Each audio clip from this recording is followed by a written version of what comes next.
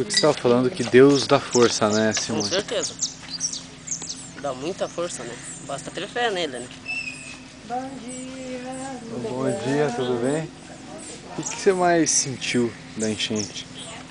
Ah, senti muitas coisas, né? Porque graças a bom Deus que pra mim só perdi o que tinha dentro de casa, mas muita gente nas cidades, né?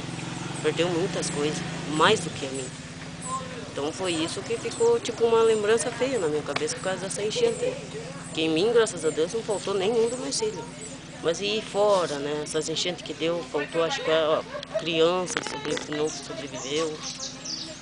Alguma criança no Barro Branco faleceu do tamanho dessa, que afundou na água, né? Daí a mãe não soube achar, não conseguiu achar. Então tipo a enchente pro lado de Morretes foi pior, né?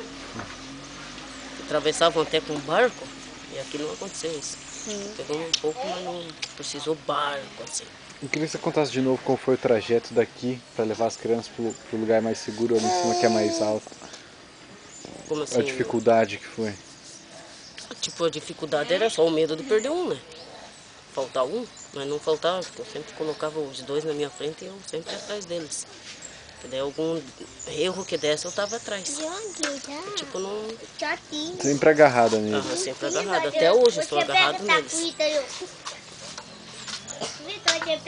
Eles tipo são tudo que eu tenho na minha vida. Bom.